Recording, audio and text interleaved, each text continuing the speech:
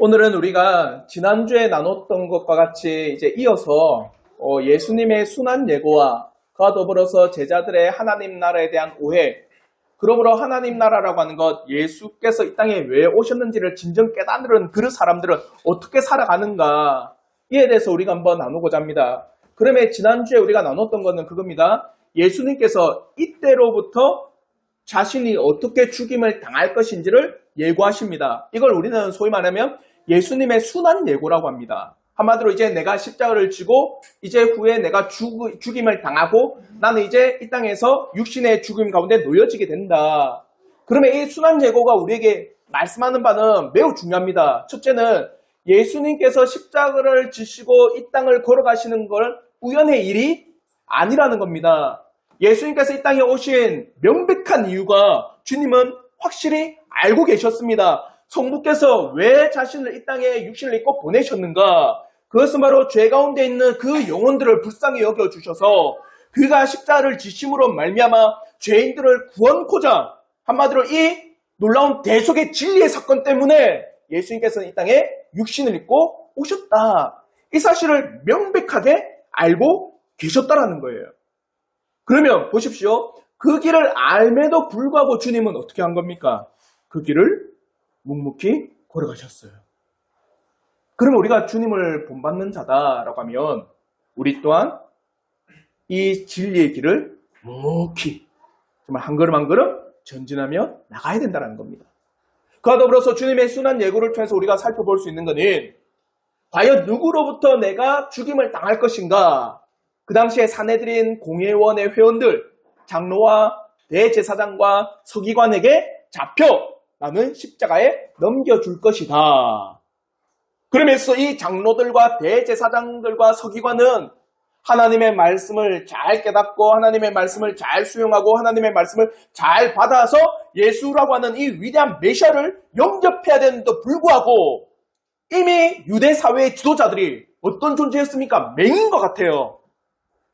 메시아도 모르고 참된 구원자가 누구인지를 모르는 맹인과 같으니까 그 지도자들의 가르침 가운데 있는 그 백성들은 어떠할까? 맹인을 인도하는 그 꼴이 되지 않겠느냐. 그러니까 이 순환 예고는 많은 것을 우리에게 시하고 있습니다. 예수님은 그 길을 아셨고 그 지도자의 위치에 있는 사람들에게 자신이 잡혀 죽임을 당할 것이다. 그런데 이 말씀을 들은 제자들, 그 가운데 특별히 누굽니까? 베드로 이걸 결코 받아들일 수가 없는 겁니다. 그러니까 엄청난 짓을 저질러 버려요. 스승인 이 예수를 강압적으로 쥐어 흔들면서 결코 그렇게 하지 못합니다라고 하면서 엇박하듯이 예수를 질책합니다. 있을 수가 없는 일이죠. 학생이 선생님을, 학생이 교수님을, 직원이 사장님을 멱살 잡고 흔든다 생각해 보세요. 가능합니까? 불가능한 일을 베드로가 저질렀습니다. 그러면 우리는 의문이 듭니다. 왜 그랬을까? 왜 그랬습니까? 한마디로 메시아 사상이 없는 거예요. 유대인과 그 시대의 수많은 유대 지도자들의 메시아 사상은 뭡니까? 우리의 메시아는 이 땅의 현세적인 일에 관련한 메시아다. 그러니까 하나님께서 우리에게 메시아를 보내준다 할 때는 그 메시아는 어떤 존재인가? 이 땅의 왕으로서 진정 다윗의 왕권을 회복할 현세적인 메시아다. 그러니까 예수님은 어떤 존재로서 현세적인 메시아로서 이스라엘 나라를 다스리고 통치하고 종교적으로나 사회적으로나 정치적으로나 왕을 가지고 입성해야 될 그런 위대한 존재인데 뭐 한다고 합니까? 나는 십자가에 달려 죽임을 당하겠다. 이게 받아들일 수가 없는 겁니다. 그러면 주님께서는 분명히 그들의 메시아 사상의 그 빈약한 것들을 채우세요. 하나님의 나라는 어떻게 임하는 것이냐? 지금 너희들이 가지고 있는 그 생각은 하나님의 일에 대한 생각이 아니라 누구의 생각? 사탄적인 생각이다. 그래서 사탄적인 생각이랄 때는요, 그겁니다.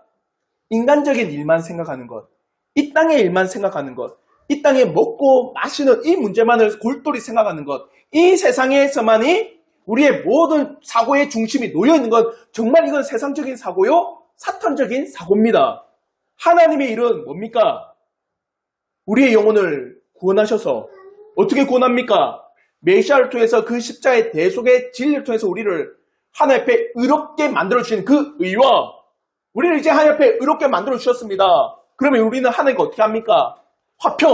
평안을 누립니다. 맞죠? 그 의와 그 평안과 이제 그 하나님 앞에 화평을 누리고 평안을 누리는 그 사람은 하나님과 함께 뭘 누릴까요? 기쁨을 누립니다.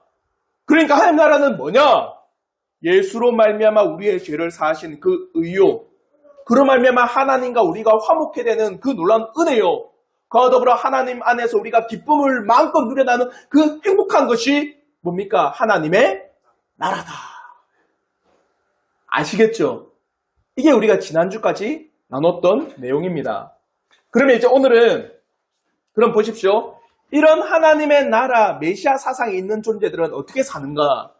그래서 오늘 우리가 나누는 이 24절을 통해서 참 신자의 신앙의 삶, 어떻게 신자들은 살아가는가? 그러면 다른 말로 하면 24절의 말씀을 통해서 내 자신도 살펴볼 수가 있는 거겠죠. 맞죠? 과연 신자의 삶은 이런 거다 할 때 나는 과연 이 신자의 삶을 살고 있는가? 그걸 우리는 주도 면밀히 살펴볼 때 우리 자신을 반성할 수 있는 겁니다. 아시겠죠? 그와 더불어서 25절부터 26절에선 왜 그러면 신자는 그런 삶을 사는가? 그리고 27절과 28절을 통해서는 그런 신자의 삶을 살아가는 그 자들에게 주시는 하나님의 위로에 대해서 우리가 한번 나오도록 하겠습니다.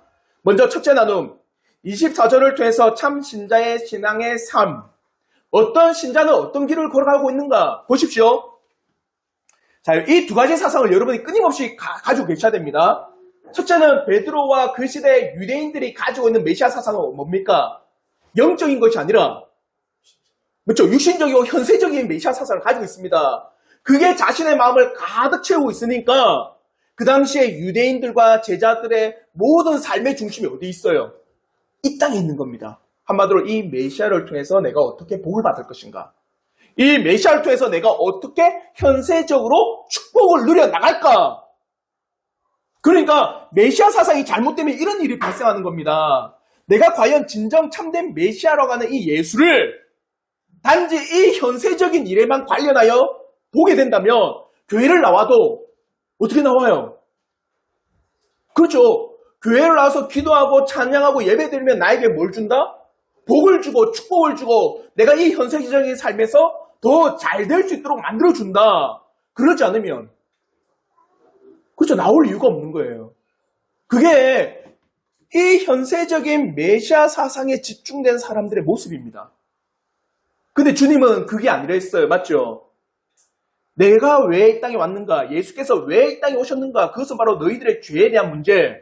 그래서 하나님 앞에 그 죄를 해결하고 하나님 앞에 의롭게 만들어주고 그와 더불어서 하나님과 화평하고 기쁨을 주기 위해서 내가 이 땅에 왔다. 그러면 그런 메시아 사상을 가진 사람은 그 중심 가운데 살겠죠. 그러면서 주님께서 24절 딱 말씀하시는 겁니다. 우리 한번 다 같이 24절 말씀 다 함께 읽도록 하겠습니다. 시작. 예수께서 제자들에게 이르시되 누구든지 나를 따라오려거든 자기를 부인하고 자기 십자가를 지고 나를 따를 것이니라. 보십시오. 주님께서 이제 메시아 사상을 딱 가르쳐주고 난 후에 누구든지 나를 따라오려거든. 여기서 누구든지니까 그 당시의 제자뿐만 아니라 오늘날의 우리 신자들 또한 정말 너희가 신자냐? 예수를 믿는 참된 거듭난 백성이냐? 정말 제자뿐만 아니라 너희들 또한 예수를 믿는다라고 하는 참된 신앙의 고백을 가지고 있는 그런 신자냐? 그러면 그 신자라고 한다면 이와 같아야 된다. 두 가지 이야기를 하죠. 뭐라고 합니까? 자기를 부인하고 자기 십자가를 지고 나를 따를 것이다. 한마디로 너희가 신자라고 한다면 첫 번째 뭡니까? 자기를 부인한다. 그러면 자기 부인이 뭡니까? 단순하게 나라고 하는 이 자라고 하는 이 존재가 있는데 나는 없는 존재와 같이 여긴다. 투명이가 그게 자기 부인일까요? 아니, 여러분은 다 있는 존재입니다. 맞죠? 우리의 실존하는 인물이에요. 그럼 여기서 말하는 자기 부인이라고 하는 거는 내가 없는 것처럼 살아가는 그게 아닙니다. 여기서 자기 부인이라고 할 때 두 가지입니다. 첫째는 뭐냐면 이 땅의 삶에 대한 중심 사상들, 내 안에 자기애, 많이 들어보셨죠? 자기 교만, 자기 생각, 자기에 대한 모든 아집, 내 안에, 내 마음에 가득 채우고 있는 내가 가지고 있는 이기적인 생각들, 이 세상적인 생각들, 그걸 어떻게 하라는 겁니까? 부인하라. 어디에 기준하여서? 말씀에 기준하여서 잘못된 생각과 잘못된 마음이라면 너희는 그것을 부인해라. 아시겠죠? 그러므로 갈라디아서 5장 24절을 보십시오. 우리 한번 갈라디아서 5장 24절 말씀 다 같이 한번 읽겠습니다. 시작. 그리스도 예수의 사람들은 육체와 함께 그 정욕과 탐심을 십자가에 못 박았느니라. 보십시오. 그리스도의 예수의 사람들, 바로 신자는 어떻게 하느냐? 육체와 함께 자기의 그 정욕과 탐심을 어디에 못 박는다? 십자가에 못 박는다. 한마디로 육체라고 하는 것은 뭐냐? 이 땅의 삶의 모습입니다. 아시겠죠? 이 땅의 삶의 모습과 더불어서 내 안에 있는 정욕과 그 탐심이 있다면 십자가에 못 박아 죽이는 거다. 그게 누구라는 겁니까? 신자다. 한번 생각해 보시길 바랍니다. 진정 예수 그리스도를 믿는 신자, 예수 그리스도를 따라서 살아가고자 하는 참 신자는 예전에는 육신적인 삶을 살아갔습니다. 왜요? 누굴 모르기 때문에. 예수를 모르기 때문에. 내 영혼의 구원을 모르니까 그의 삶의 모든 중심은 어디에 있습니까? 이 세상에 있는 거예요. 그러니까 내가 욕심을 다해서 내가 하고 싶은 대로 다 해도 그는 아무 상관이 없는 겁니다. 왜요? 누굴 모르기 때문에. 예수를 모르기 때문에. 근데 이제 예수를 알았어요. 예수를 통해서 정말 참된 은혜가 뭔지, 죄악된 내 영혼이 구원을 받는다라고 하는 이 놀라운 은혜가 참된 은혜구나 깨달았어요. 그러면 그 사람이 자기에게 있는 이 세상적인 탐욕, 탐심, 정욕, 교만, 이기심, 내 세상으로서 살고자 하는 그 마음을 안 죽일까요? 반드시 죽입니다. 신자는요, 반드시 그 마음의 정욕적인 모든 것들을 말씀에 기인하여 꺾어요. 그것이 잘못된 걸 알거든요. 그러므로 빌립보서 3장 7절부터 8절을 보십시오. 왜 그런가? 우리 한번 빌립보서 3장 7절부터 8절 다 같이 읽겠습니다. 시작. 그러나 무엇이든지 내게 유익하던 것을 내가 그리스도를 위하여 다 해로 여길 뿐더러 또한 모든 것을 해로 여김은 내 주 그리스도 예수를 아는 지식이 가장 고상하기 때문이라. 내가 그를 위하여 모든 것을 잃어버리고 배설물로 여김은 그리스도를 얻고. 보십시오. 정말 자기를 부인한다라는 게 왜 신자의 모습이냐? 이전에는 빌립보서의 말씀은 뭡니까? 내가 이 세상을 살 때 나에게 유익된 거 다 취했다는 거예요. 내가 먹고 싶은 것, 내가 즐기고 싶은 것, 내가 정말 가지고 싶은 것, 내가 정말 이 세상에서 누리고 싶은 것은 내가 나한테 유익하니까 다 취한 거예요. 맞죠? 왜요? 이 세상 사람들 나에게 유익하니까. 근데 누굴 알았습니까? 그리스도를 위하여 다 해로 여긴 거 뭐냐? 내가 그리스도를 알았다라는 거예요. 예수라는 분이 어떤 분이냐? 예수라고 하는 이분은 내 죄를 용서하시고 내 죄를 사하시며 내 모든 죄를 그 십자에서 다 달려 돌아가신 나의 유일한 구세주다. 이걸 알았어요. 그러니까 이전에 알고 있던 모든 것들을 해로 여기는 겁니다. 부질없다. 그것은 쓸데없다. 빌립보서는 뭐라고 하냐? 그것을 배설물과 같이 여긴다. 그러면 이 세상에서 이전에는 내가 유익했던 모든 것들이 예수 그리스도를 아니까 별로 쓰잘데기 없는 일이 돼버린 겁니다. 배설물과 같고 해로운 것과 같이 여겨요. 그러니까 이제 자기가 더 알고자 하는 분이 누구예요? 예수를 더 알고자 하는 분입니다. 내 주 그리스도 예수를 아는 지식이 가장 고상하기 때문이라. 비교입니다.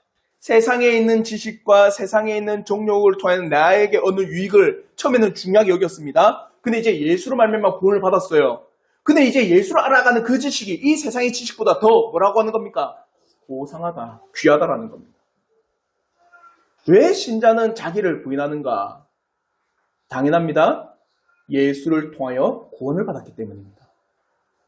예수를 통하여서 자신의 영혼이 구원을 받았기 때문에 자신 안에 있는 이 정욕들, 자신 안에 있는 이 탐심들, 이기심들, 세상을 향한 그 자아를 이루고자 하는 그 모든 것들을 십자가에 못 박을 뿐만 아니라 예수 그리스도를 아는 것을 더 고상하게 여기니까 더욱더 예수를 알기를 간절히 바라는 삶을 삽니다. 자, 이제 여러분을 비추셔야 돼요. 내가 신자인가? 그러면 나는 어떤 삶을 산다? 자기를 부인하는 삶을 산다. 예수를 알아간다라는 것을 더 고상하고 더 가치 있게 여기고 있는가? 그러지 않다면 뭐라고 하는 겁니까, 아직까지? 그렇죠. 세상 가운데 그냥 계속 살아가는 거예요. 그는 신자의 모습이 아니라는 겁니다. 자, 첫 번째, 자기를 부인함에 있어서 내 안에 있는 정욕을 완전히 십자가에 못 박는 거다. 이것뿐만 아닙니다. 자기 부인에게는요, 더 깊은 게 있어요. 뭐냐? 우리는 태어날 때부터 뭘 가지고 태어납니까? 죄. 그걸 다른 말로 해서 원죄를 가지고 태어납니다. 그 죄 가운데 있는 우리이기 때문에 우리에게는 의가 하나도 없다. 자기 부인은 뭐냐? 하나님 앞에 내세울 만한 그 어떤 의도 찾을 수가 없다. 하나님 앞에 나는 어떤 의도 없습니다. 이거예요. 첫째는 세상을 향하여 내 정욕을 꺾고 하나님 앞에는 어떤 일을 하든지 하나님 앞에 난 내세울 만한 의가 전혀 없습니다. 예를 들어 이겁니다. 여러분이 교회를 하는데 때로는 여러분의 하나님께서 이 땅에서 축복을 주셔가지고 많은 재물을 쌓고는 그걸 위해서 교회를 위해서 헌신하는데도 불구하고 어떻게 내 이름도 없이 하는 거예요. 이름 없이 빚도 없이 사는 그럼에도 불구하고 자기는 만족을 하는 겁니다. 나는 이 땅에서 하는 모든 것들이 내가 어떻게 잘나고 내가 어떻게 지식을 가지고 잘 이뤄나가는 게 아니라 전적인 누구? 하나님의 부어주시고 하나님께서 더하시고 하나님께서 채우시고 하나님께서 이끌어주신 그 은혜밖에 없다. 그러니까 내가 할 수 있는 거는 아무것도 없고 오로지 전적으로 누구의 은혜다? 하나님의 은혜입니다라고 고백한 게 자기 부인이에요. 근데 오늘 많은 사람들 보십시오. 격언도 이런 격언이 있습니다. 호랑이는 죽어서 뭘 남깁니까? 가족을 남기고 사람은 죽어서 뭘 남긴대요? 이름을 남긴대요. 여러분 이름 남기지 마세요. 진짜 이름 남겨서 뭐 하시게요? 비석에 내 이름 딱 석장 남기실 거예요? 그럼 남기지 마세요. 물론 뒤에서 그 사람 참 그런 놀라운 신앙적인 그 위대함이 있더라. 그건 모르겠지만 자기의 이름을 드러내고자 자기의 이름을 나타내고자 일을 하지 마십시오. 철저히 자기를 가리십시오. 그게 자기 부인입니다. 근데 오늘날 많은 사람들이 교회에서 어떻게 합니까? 자기가 어떤 일을 교회에 예를 들어서 악기를 바꿨다. 근데 이제 주보에다가 누구 장로님 집사님 악기를 이름 안 냈다고. 얼마나 노발대발한지 모릅니다. 교회에서 식기를 바꿔줬는데 하면 식사용 몇백만 원 몇천만 원 해서 바꿨다면 이름 석자 그거 안 냈다고. 그렇게 기분 상해하고 그렇게 사람들에게 따지고 그 주보 만드는 사람한테 왜 이러면 빠졌냐고 하면서 막 노발 그게 뭡니까? 그렇게 하지 않는다는 거예요. 신자는 철저하게 자기를 낮추고 겸손히 자기가 한 것 아닌 듯 하나님께서 하신 것처럼 신자는 철저히 자기를 가리는 겁니다. 그게 자기 부인이에요. 아시겠죠? 자, 자기 부인이라고 하는 건 뭐냐? 첫 번째는 그 자기 부인에 여러 가지가 있지만 대체 중심적으로는 내 안에 있는 이 욕심들, 내 안에 있는 세상적인 이 사고들, 내 안에 있는 이 세상적인 정욕들을 어떻게 해요? 십자가에 못 박고 예수 그리스도를 더 알려고 하는 게 자기 부인이다. 또한 내 안에 있는 의를 나타내고자 하는 것, 내 이름을 드러내고자 하는 것. 특별히 이 신자들 가운데, 신자로 불리는 사람들 가운데 자기의 이름을 드러내고자 그건 아니다. 우리는 전적으로 하나님의 은혜잖아요. 맞죠? 그러니까 온전히 하나님의 영광만이 나타내야 되는 거 우리는 이름 없이 빚도 없이 그래 살아가는 게 신자다. 이게 바로 자기 부인이라는 겁니다. 아시겠죠? 여러분을 이제 비추셔야 됩니다. 그리고 두 번째, 자기를 부인하는 삶을 살아갈 뿐만 아니라 뭘 지고 살아간다? 십자가를 지고 나를 따르는 자가 신자다. 그래서 많은 사람들이 이 십자가를 따른다, 십자가를 진다 할 때 오해하는 게 있습니다. 예를 들어 자기가 죄를 지어놓고 감옥에 갔어요. 예를 들어 제가 사기를 쳤습니다. 다른 사람들이 사기를 치면은 저는 어디 가야 됩니까? 사기 치면 잘 먹고 잘 살아야 돼요. 감옥에 가야죠, 맞죠? 구속당하고 교도소에서 몇 년 살고 나야 됩니다. 근데 어떤 이럽니다. 내가 그렇게 당한 거는 십자가를 지고 걸어갔던 삶이다. 맞습니까, 이게? 자기가 죄를 짓고 자기가 잘못해놓고 그렇게 고난과 큰 어려움을 겪으면 자기 부인이래요. 자기 십자가를 진다고. 그런 십자가가 아닙니다. 그 당시에 주님이 그 제자들에게 십자가를 지고 나를 따르라 할 때는요, 제자들은 너무나 잘 이해했습니다. 왜냐? 그 당시에 로마에서 처형의 수단이 하나 십자가입니다. 맞죠? 그래서 십자가가 나타내는 건 뭐냐면 죽음이에요. 죽음과 더불어 반역자다. 그와 더불어 공포와 고통이다. 한마디로 네가 십자가를 지고 나를 따르라 이러면요, 그 십자가를 생각할 때 뭐가 떠오르느냐? 그 죽음의 공포, 그와 더불어서 그 십자가의 고통, 그와 더불어서 그 십자가가 주는 그 반역. 그러면 다른 말로 네가 십자가를 지고 나를 따르라고 한다면 누구로부터 버림받을 것까지도 생각하는 거예요. 누구로부터까지일까요? 가족이에요. 유대 사회에서 네가 버림을 받을 것까지도 너는 각오하고 따르는 거예요. 그 당시에 예수를 믿는다고 하면 어떻게 된 줄 아시죠? 가족에서 어떤 보호도 받을 수 없고 반역자와 배신자와 같이, 오늘날 이슬람 사회가 그렇잖아요. 여러분 혹시 뉴스에 보면 이슬람 사회에서 명예살인이라는 거 들어보셨습니까? 명예살인? 한마디로 내 가족 중에 아들, 딸이 알라를 섬기지 않고 예수를 섬긴다, 아니면 다른 신을 섬긴다 할 때, 그를 죽일 때, 그 딸과 아들을 죽일 때 뭐라고 하는지 아세요? 명예살인이라고 합니다. 우리의 가족을 배신했고 우리의 신을 배신했기 때문에 너는 죽어도 마땅한 거다. 그러면 나는 떳떳하다고 여기는 겁니다. 그 명예살인. 한마디로 유대 사회에서 예수를 믿는다. 그건 뭡니까? 너는 출교할 것도 각오하고 나를 따르겠느냐? 한마디로 십자가를 지고 나를 따른다는 것은 그로 말미암아 오는 고통과 그로 말미암아 오는 큰 아픔들과 그 괴로움과 그 모든 어려운 여건에서도 너는 나를 쫓아 따르겠느냐? 그게 십자가를 지고 따르는 겁니다. 누구 때문에? 예수 때문에 그 삶을 살겠느냐? 이거예요. 그러므로 야고보서 1장 2절부터 3절 보십시오. 그런 삶을 사는 삶이 얼마나 기뻐하는가? 우리 한번 야고보서 1장 2절부터 3절 말씀 다 같이 한번 읽겠습니다. 시작!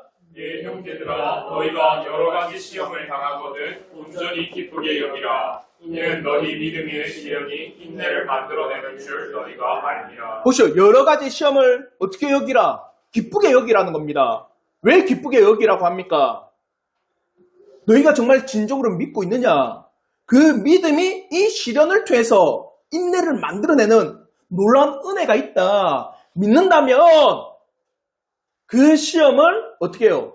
그 시험을 보고는 도망가는 게 아니라 믿는다라고 하면 그 시험을 내가 온전히 감당한다라는 거예요. 그게 누굽니까? 신자다. 주님은 분명히 이 신자에 대해서 산상수훈에서 명백하게 말씀하셨습니다. 우리 한번 마태복음 7장 13절부터 14절 말씀 다 같이 한번 읽겠습니다. 시작! 좁은 문으로 들어가라. 멸망으로 인도하는 문은 크고 그 길이 넓어 그리로 들어가는 자가 많고 생명으로 인도하는 문은 좁고 길이 협착하여 찾는 자가 적음이라. 보십시오. 생명으로 인도하는 문은 어떻다는 겁니까? 좁고 협착하고 길이 진짜 좁아가지고 자기의 몸을 꾸기지 않으면 못 들어가는 문이다. 고통스럽잖아요. 맞죠? 고통스럽고 괴롭고 어렵고 힘들지만 그 길은 어떤 길이다? 생명의 길이다. 그러면 생명의 길 신자잖아요. 맞죠? 그 생명의 길을 걷는 신자는 그 길을 걸어감에 있어서 오는 고통과 힘듦과 어려움과 진리 때문에, 말씀 때문에, 믿는다라는 그 사실 때문에 찾아오는 모든 괴로움도 어떻게 한다는 겁니까? 인내하고 견디며 그 길을 걷느냐. 아시겠죠? 사랑하는 성도 여러분, 이제 우리가 우리 자신에게 질문을 한번 드려봅시다. 나는 신자인가? 신자로서 내 안에 있는 죄악된 정욕들을 알고 꺾고 누르고 찍어 없애려고 하는가? 그래서 그 정욕과 욕심과 이기적인 생각과 세상적인 사고 방식이 끊임없이 나를 집어삼키려고 할 때 그것을 말씀 가운데 꺾으려고 하는가? 말씀에 참된 진리 가운데 내 안에 있는 수많은 세상적인 욕망들을 찌르고 자르며 끊임없이 싸우고 있는가? 여러 가지 질문을 드렸습니다. 여러분을 살펴보십시오. 또한 신자로서 신앙의 길을 걸어감에 있어서 예수 그리스도를 아는 것을 가장 큰 기쁨으로 여기고 있는가? 그 길을 걸어감에 있어서 때로 찾아오는 삶의 궁핍함, 삶의 곤고함, 삶이 팍팍하고 어렵고 힘들지라도 진정 그 진리의 길을 걷고자 하는가? 내 육신의 삶이 우선이고 그로 인해서 십자가의 길, 신앙의 길이라고 하는 것은 그 아래에 있기 때문에 어려움과 고통의 삶이 찾아온다면 그것을 포기하고 별로 대수롭지 않게 여기고 있는 건 아닌가? 진실로 신자는 신앙의 길에 있어서 어려움에도 불구하고 결코 이 길을 포기하지 않습니다. 이 길을 굳건히 걸어갑니다. 신자는 왜 그럴까요? 예수를 알고 믿기 때문입니다. 아시겠죠? 다른 게 없어요. 예수를 모르고 예수를 믿지 않으면 겉으로는 흉내 낼 수 있지만 안 걸어갑니다. 절대 안 가요. 예수를 모르기 때문에 결코 신자가 아닌 사람은 신앙의 길을 대수롭지 않게 여겨요. 예수를 안 믿기 때문에 내가 정욕을 꺾을 이유도 없습니다. 세상은 뭡니까? 너의 자아의 정체성을 가지고 네가 하고 싶은 대로 하는 것, 네가 즐겨하고 있는 것을 잘하라. 그게 세상이잖아요. 근데 성경은 뭐라고 합니까? 너의 정욕을 꺾고 누르라. 너의 정욕을 자르라. 너의 정욕을 십자가에 못 박으라. 네가 가지고 있는 그 수많은 이기적인 욕심들과 세상적인 사고방식을 십자가의 말씀에 찍어 누르라고 한 게 말씀입니다. 또 세상은 뭐라고 합니까? 예수를 모르니까 세상적인 가운데서 내가 하고자 하는 대로 내 욕심을 채운 대로 내가 걷고자 하는 대로 걸어가면 돼요. 근데 십자가의 길은 뭐라고 합니까? 성경에서 우리 신자의 길은 뭐래요? 좁고 협착하고 너무나도 이 뭡니까? 좁은 문이기 때문에 당신의 정욕을 꺾지 않으면 당신 이 세상에서 당신의 삶을 억제하지 않으면 결코 그 길을 걸어갈 수 없는 매우 매우 고단하고 고통스럽고 어려운 길이다. 근데도 불구하고 걷는다. 누굴 믿기 때문에? 예수를 믿기 때문이에요. 아시겠죠? 다른 말로 예수를 믿지 않으면 할 수 없는 일입니다. 저는 우리 성도들이 정말 이 신자의 길, 이 신자의 아름다운 신앙의 모습이 늘 넘치기를 전 진심으로 바라요. 그런데 주님께서는요, 이렇게 신자는 자기를 부인하고 십자가를 지고 나를 따르는 게 바로 내 제자다, 신자다라고 하시면서 왜 그 길을 걸을 수밖에 없는가도 분명히 말씀하십니다. 그게 25절, 26절의 말씀입니다. 첫 번째, 자, 신자가 걸어가는 그 길, 왜 자기를 부인하고 십자가를 지고 예수를 쫓아가는가? 25절에 분명히 말씀합니다. 우리 한번 마태복음 16장 25절 말씀 다 같이 한번 읽겠습니다. 시작! 누구든지 제 목숨을 구원하고자 하면 잃을 것이요 누구든지 나를 위하여 제 목숨을 잃으면 찾으리라. 보십시오. 누구든지 이 땅에서 자신의 목숨을 구원하고자 하는 것. 이 땅에서 자신의 목숨이 뭡니까? 먹고, 맞죠? 마시고, 입을 거. 그 한마디로 우리 의식주.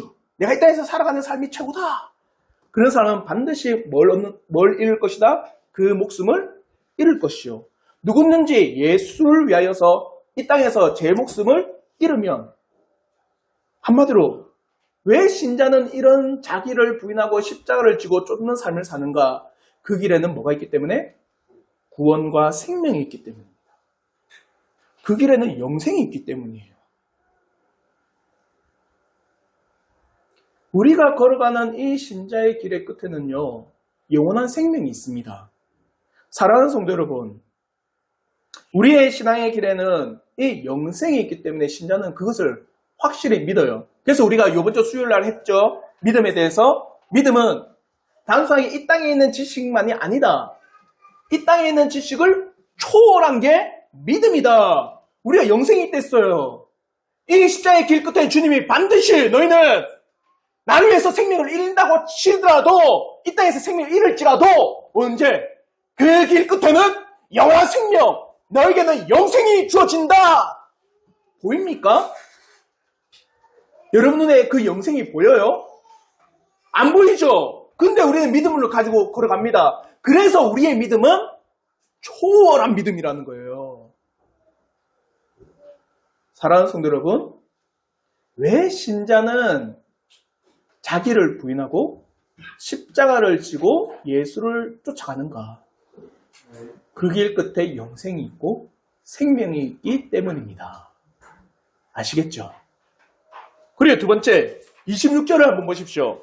우리 한번 마태복음 16장 26절의 말씀, 우리 한번 다 같이 한번 읽겠습니다. 시작! 사람이 만일 온 천하를 얻고도 제 목숨을 잃으면 무엇이 유익하리요? 사람이 무엇을 주고 제 목숨과 바꾸겠느냐? 보십시오. 주님이 뭐랍니까? 왜 신자는 자기를 부인하고 그 십자가를 지고 예수를 쫓는가? 뭐가 중요하기 때문에? 생명이 중요하기 때문에. 여러분의 목숨과 바꿀 만한 게 있습니까? 여러분에게 한번 질문을 드려보십시오. 돈이 중요합니까? 여러분의 목숨이 중요합니까? 여러분에게 지금 전에도 한번 질문을 드렸죠? 지금 여러분에게 요번에 뭐 이혼 소송인데 우리나라 역대 뭐 최고의 뭐 이혼 소송이 보셨어요? 재산 분할 1조 3천억? SK 뉴스 좀 보시고, SK에서 이혼을 했는데 그 SK 회장이 이혼한 아내에게 얼마를 주라? 1조 3천억을 주랬대요. 위자료로.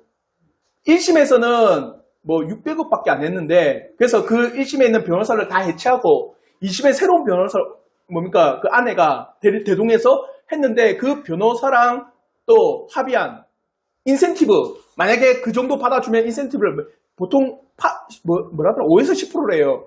1조 3천억에게 10%를 인센티브로 받는 겁니다. 변호사가. 자, 여러분에게 그거 있어요. 자, 1조 3천억 여러분에게 있습니다. 단 내일 여러분은 죽습니다. 받으시겠어요? 지금 당장 여러분의 1조 3천억이 뚝 떨어집니다. 근데 여러분은 오늘 하루밖에 살 수 없습니다. 누가 받을까요? 여러분 앞에 산의 진미가 가득 놓여 있습니다. 근데 이것을 다 먹은 후에는 바로 죽음을 당합니다. 사형수가 그렇잖아요. 먹고 싶은 거 있냐? 그러니까 자기가 맨 마지막으로 먹고 죽음을 그 음식이 사형수한테 기쁨이 되겠습니까? 사랑하는 성도 여러분, 왜 신자는 이 자기를 부인하고 십자가를 지고 예수를 쫓아가는가? 그 길에는 영생이 있을 뿐만 아니라 우리의 생명이 매우 중요하기 때문입니다. 다른 말로 여러분의 자녀의 영혼이 중요하지 않습니까? 여러분 자녀의 영혼이 귀하다고 보여지지 않나요? 그러면 부모로서, 아빠로서 내 자녀를 어떻게 양육할 것인가? 어떻게 말씀 가운데 이 자녀를 먹일 것인가? 어떻게 말씀 가운데 우리 자녀의 영혼들을 그의 말씀 가운데 노력해 지게 할 수 있을까? 부단히 나는 애를 쓰고 부단히 그에 대해서 기도하며 부단히 그 자녀를 위해서 온 마음을 쓰는 것 당연한 거 아닐까요? 내 자녀의 영혼과 목숨이 귀하다면. 사랑하는 성도 여러분, 왜 우리는 이 신자의 길, 자기를 부인하며 십자가를 지고 왜 가느냐? 우리가 걷는 이 길 끝에는 영생이 있기 때문입니다. 그와 더불어서 우리의 생명은 어떤 것과도 바꿀 수 없는 매우 매우 가치 있는 것이기 때문입니다. 아시겠죠? 자, 이렇게 주님이 말씀하신 후에 또 뭐라 하시느냐? 위로를 주십니다. 보십시오. 여러분이 맨날 걸어가는 그 신자의 길이 이렇게 어렵고 고통스럽고 힘든 길이라면은 맨날 내 마음은 짓눌려서 살겠죠. 맞죠? 근데 주님은 어떤 위로를 주시는가? 27절부터 28절에 위로를 주십니다. 먼저 27절 보십시오.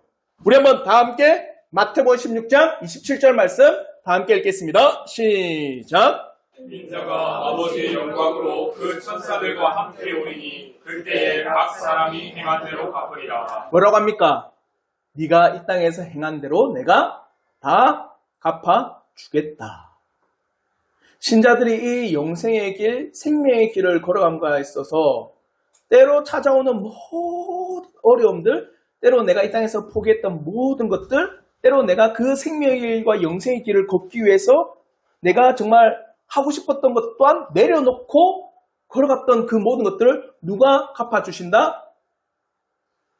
주님이 갚아주십니다. 우리 주님의 보응하심에 대해서 확실히 믿음 가운데 고백할 수 있습니다. 사랑하는 성도 여러분, 우리 주님은 반드시 우리의 길을 보응하십니다. 갚아주시고 그 길을 통하여서 우리를 안아주실 줄 믿습니다. 그와 더불어서 시편 62편 10절부터 12절을 말씀 보십시오. 우리 한번 시편 62편 10절부터 12절의 말씀 다 함께 읽겠습니다. 시작. 모압을 의지하지 말며 탈취한 것으로 허망하여지지 말며 재물이 늘어도 거기에 마음을 두지 말지어다. 하나님이 한두 번 하신 말씀을 내가 들었나니 권능은 하나님께 속하였다 하셨도다. 주여 인자함은 주께 속하오니 주께서 각 사람이 행한 대로 갚으시리이다. 보십시오. 시편의 이 시편 기자가 고백한 게 뭡니까? 포악을 의지하지 마라. 한마디로 세상의 권력 가운데서 네가 높이 있다고 그걸 가지고 자랑 삼지 말아라. 그래서 네가 권력을 가지고 얻었던 모든 것들을 어떻게 해요? 뒷받지도 말아라. 네가 재물이 무한히 많았다고 해서 그것을 가지고 너는 마음을 두지 마라. 내가 한두 번 들은 게 아니다. 뭘 들었냐면 뭘 들었다고 합니까? 권능은 하나님께 있다. 네가 지금 이 땅에 권력을 가지고 있지만 그 권능은 누구의 것이다? 하나님의 것이다. 또 뭘 들었습니까? 주께 각 사람이 행한 대로 갚으리라. 네가 지금 이렇게 무한히 가지고 있다 했지만 그걸 말미암아 네가 이 땅에서 행한 모든 것들을 누가? 하나님께서 그 행한 대로 갚으십니다. 네가 욕심대로 살아갔다면 그 욕심을 행한 대로 하나님께서는 심판하실 거고, 네가 이 땅에서 하나님의 뜻과 하나님의 이름과 나라로 위해서 사용되었다면 그 가운데 하나님께서 은혜로 보응하실 거다. 아시겠죠? 사랑하는 성도 여러분, 신앙의 길을 걸어감에 있어서 여러분이 때로는 재화도 포기하고 여러분의 이 땅에서 하고 싶은 것들, 때로는 말씀 때문에 또 아니면 말씀을 배우려고 하는 그 자리 때문에 그것을 때로는 포기하고 여러분이 예수를 알아가는 그 은혜 때문에 이 땅에서 많은 어찌 보면 높이 올라갈 수 있는 직업도 포기하고 정말 예수 때문에 그 진리 때문에 여러분 이 땅에서 많은 것들을 포기하고 꺾고 그것을 정말 하지 못했다라고 이 땅에서 가슴 아파할 수 있지만 누가 갚아주신다는 거예요? 인자이신 예수님께서 갚아주십니다. 아시겠죠? 그런 이 생명과 영생의 길, 또한 우리가 이 신앙의 길을 걸어감에 있어서 주님께서 주시는 모든 위로를 목격하십시오. 그러므로 이 신앙의 길을 굳건히 걸어가는 우리 성도들 되길 전 진심으로 바랍니다. 마지막으로 이것이 확실하다라고 하는 것을 주님이 28절 통해서 우리에게 가르쳐 주십니다. 지금도 그 사실을 믿지 못하는 우리 성도들이 계시다면 마태복음 16장 28절 통해서 이것이 확실함을 마음에 새기시기를 전 진심으로 바랍니다. 우리 한번 마태복음 16장 28절 말씀 다 함께 읽겠습니다. 시작. 진실로 너희에게 이르노니 여기 서 있는 사람 중에 죽기 전에 인자가 그 왕권을 가지고 오는 것을 볼 자들도 있느니라. 뭐라고 합니까? 이 모든 내용이 너희가 주님 무슨 말 합니까? 라고 할 줄 모르겠지만 주님 뭐라고 해요? 진실로 이 가운데 죽기 전에 내가 이렇게 될 것을 볼 자도 있다. 다른 말로 해서 내가 너에게 가르치는 이 모든 것은 참이다. 진짜다라고 이야기를 하는 겁니다. 물론 이 말씀이 어떻게 이루어진지는 저도 잘 모릅니다. 근데 유추해 볼 때 이건 또 맞다라고 할 수는 없어요. 유추해 볼 때 하나님 앞에 그 보좌 앞에 선 이를 본 사람 있어요. 제자들 가운데. 누굴까요? 환상 가운데 봤습니다. 제자들 가운데 제일 오래 살았던 사람이에요. 우리 성경 퀴즈 대회 또 할까? 인물 성경 퀴즈 대회. 사도 요한. 그 사도 요한이 적은 책이 뭡니까? 요한계시록. 그 요한계시록을 통해서 누가 왕좌에 앉아있는 걸 봤어요? 예수께서 하나님 보좌 우편에서 이 땅을 심판한 걸 봤어요. 그러면 그걸 본 사도 요한은 주님이 말씀한 이 말씀, 우리 제자들 가운데 훗날 죽기 전에 그 인자인 내가 왕권을 가지고 이 땅에 오는 것을 볼 자도 있겠다. 느끼지 않았을까요? 사랑하는 성도 여러분, 주님의 말씀은 진리입니다. 주님의 말씀은 반드시 이루어지는 일입니다. 그러면 여러분은 마음에 기쁨과 더불어 뭐도 있어야 되는 줄 아세요? 그 기쁨과 위로도 있을 뿐만 아니라 뭐도 여러분이 가져야 되냐면 두려움도 있으셔야 돼요. 두려움도. 예수를 알려고 하지 않고 정말 예수를 배우려고 하지 않는 내가 두려워야 돼요. 이 신앙의 길을 걷기를 싫어하는 내 영혼을 두려워해야 됩니다. 이 신앙의 길을 걷기를 내 육신이 거부하고 반대하는 것을 매우 매우 두려워해야 돼요. 아시겠죠? 왜냐? 행한 대로 갚으시기 때문입니다. 이제 말씀을 맺겠습니다.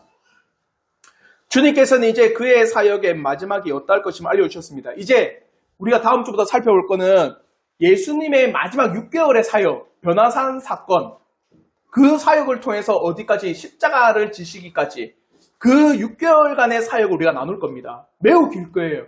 이제 주님께서 이 말씀, 즉 이제 너희들의 베드로의 고백 후에 내가 어떻게 당할 것인지를 순한 예고를 지금부터 계속 하십니다. 그거로 말미암아 이제는 신자인 너희들은 어떤 길을 걸어가야 될지를 가르쳐 주세요. 신자는 어떤 길을 걸어간다? 자기를 부인하고 십자가를 지는 그 삶을 살아가는 게 신자다. 그럼에 있어서 너희는 두려워하지 마라. 너희가 걸어가는 이 길 끝에는 뭐가 있다? 생명과 영생과 놀라운 하나님의 복된 은혜가 있다. 그러니 이 신자의 길을 걸어감에 있어서 너희는 매우 고통스럽고 어렵고 힘든 길이라 할지라도 인내하며 걸어가라. 그와 더불어 또한 주님이 위로하십니다. 너희가 걸어간 그대로 내가 어떻게 한다? 갚아주리라. 그게 거짓말 같으냐? 확실하다. 진짜다. 훗날 이 제자들 가운데 반드시 살아있으면서 내가 이 땅에 올 것을 볼 자도 있다.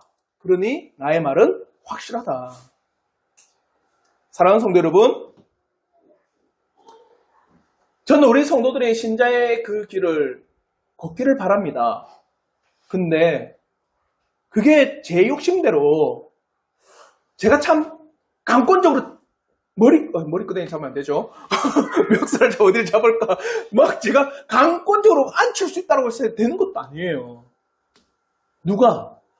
성령께서 그 마음에 감화를 주실 때 정말 예수를 참되게 믿음으로 고백할 때 이 신자의 길을 걸을 수 있습니다. 저는 그 은혜가 있기를 바라요. 그래서 이 자리에 있는 우리 모든 성도들이 정말 이 참된 신자의 이 여정, 참된 신앙의 이 여정을 굳건히 걸어가시기를 진심으로 바랍니다. 아시겠죠? 반드시 주님은 위로하십니다. 갚으십니다. 우리의 길을 이끌어 주시고 인내케 하실 줄 믿습니다. 이 은혜가 이 한 주간 우리가 또 살아감에 있어서 큰 복된 힘이 되기를 주님의 이름으로 축원합니다. 아멘.